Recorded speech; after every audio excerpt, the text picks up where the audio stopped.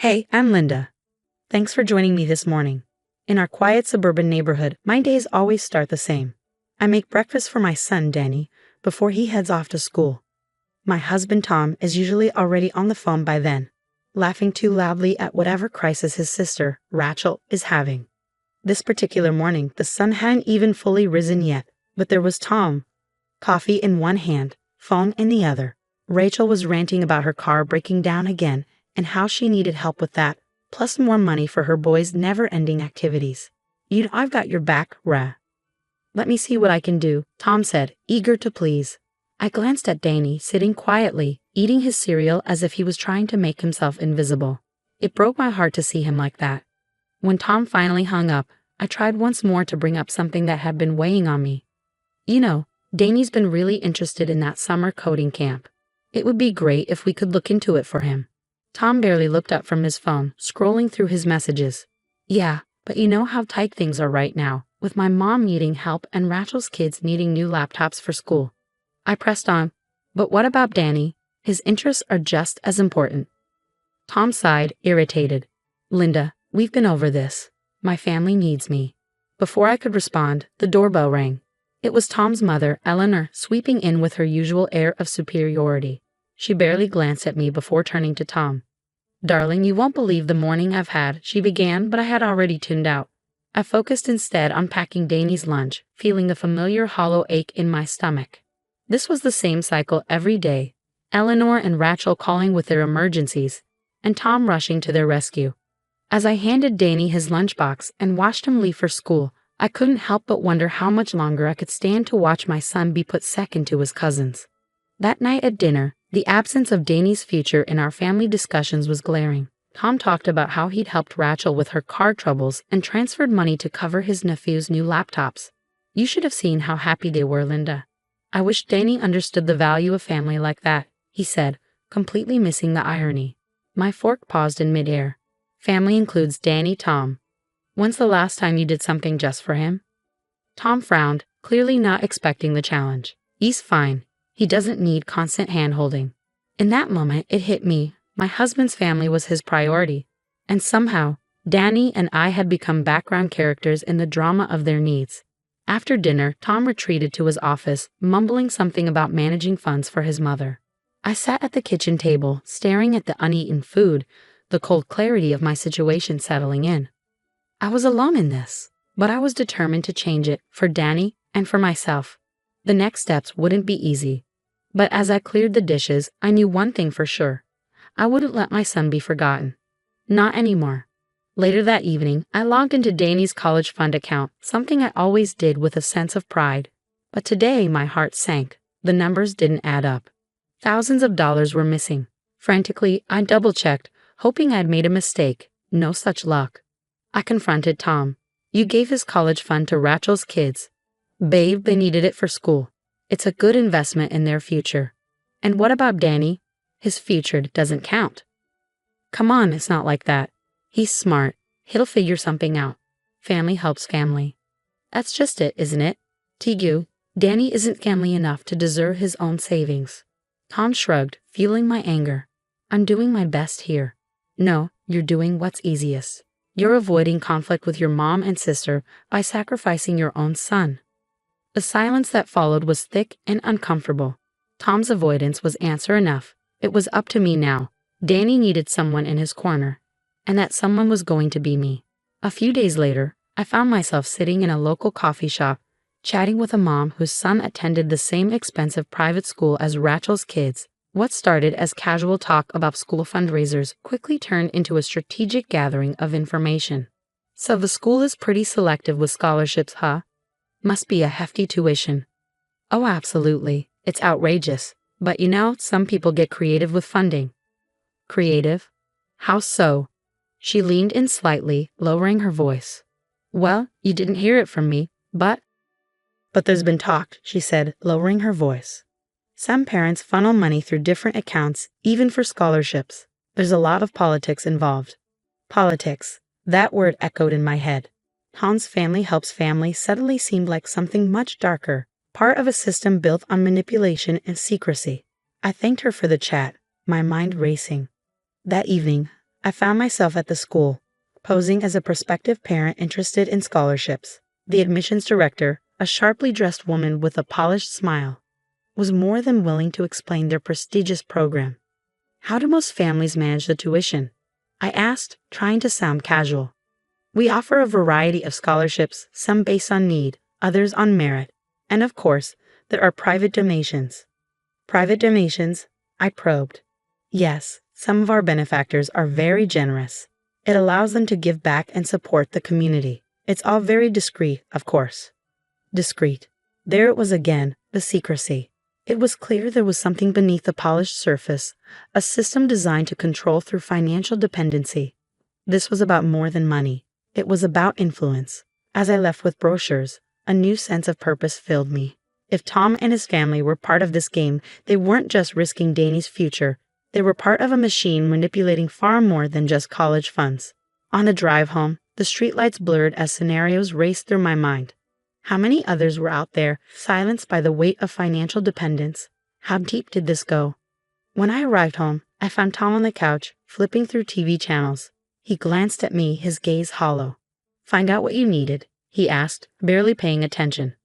"More than you know, Tom. More than you know." The pieces were starting to fall into place. Tomorrow I put my plan into action, for Danny, for everyone trapped in this web of family first. I wasn't just confronting Tom anymore. I was preparing to expose the rot at the core. The next morning, as the sun crept over the horizon, I was already on my way back to the school.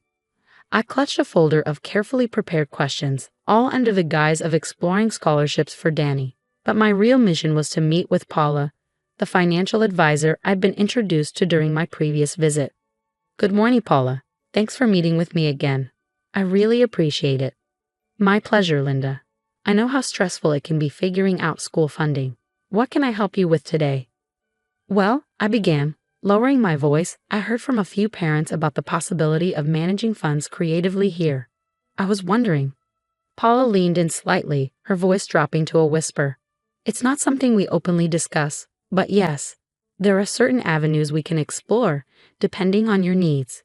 I'm interested in scholarships, or maybe something a little more discreet.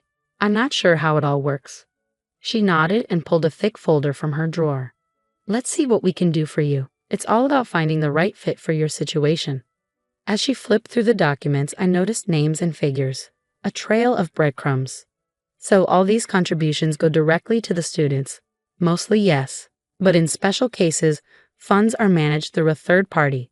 It could be a parent or an aunt or uncle, like a trust of sorts. "Exactly," she confirmed. "Bingo. And these trustees, could I see who they are, just for reference?"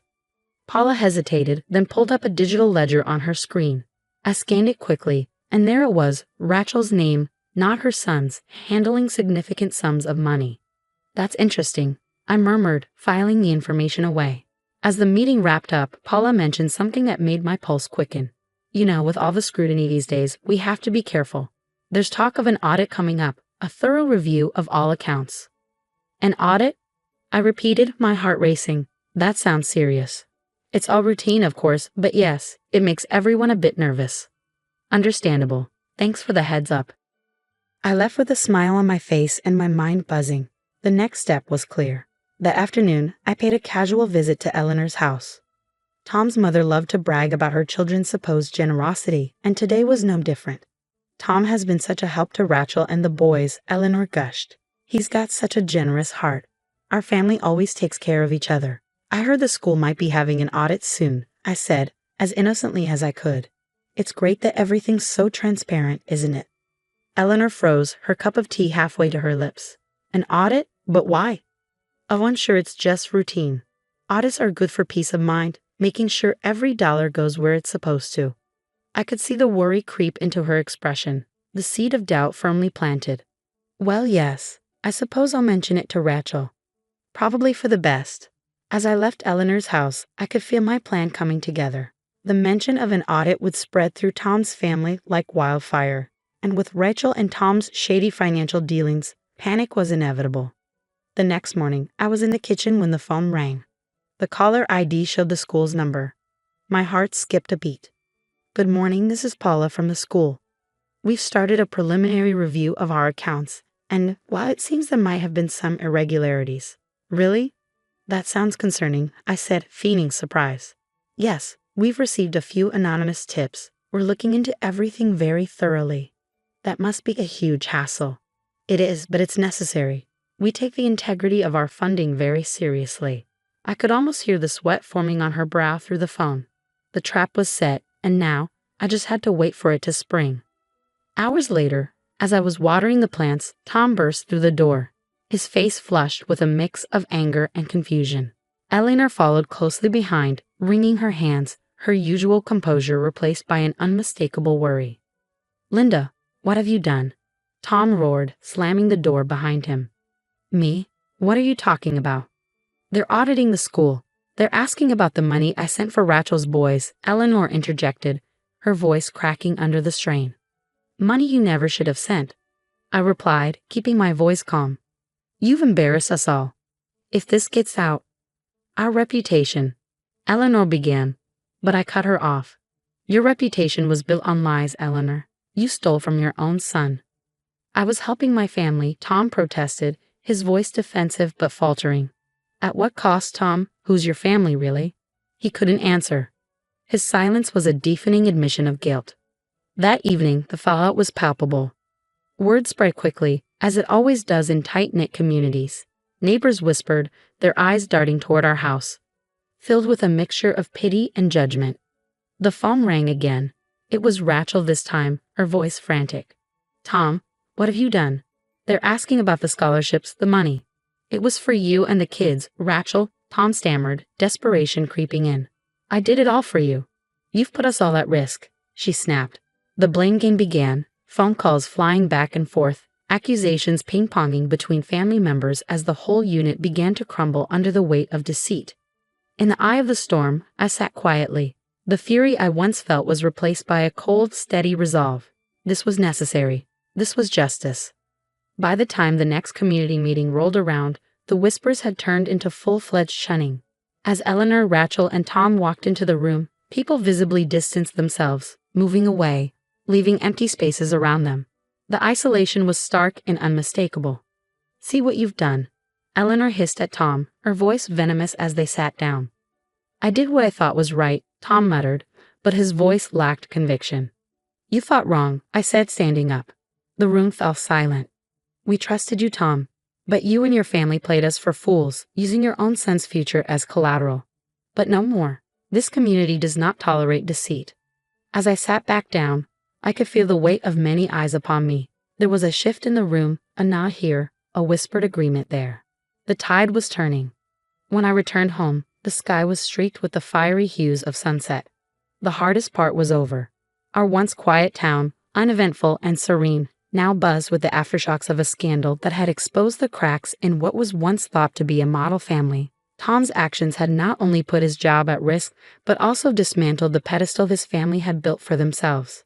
The next day, as I walked into the cafe, I could feel the weight of many glances, this time not of pity but of respect. I sat down with the school principal and a few local benefactors. Their tone had shifted completely. "We've been discussing Danny's situation," the principal began, "and we all agree that a bright young man like him shouldn't suffer for his father's mistakes." "Absolutely," one of the benefactors added. "We're looking into a scholarship to cover his tuition for the coding camp he's interested in." It was a testament to the resilience and compassion of our community. "Thank you," I said, warmth flooding through me. "This means more than I can express." As I left the cafe, I felt lighter than I had in months.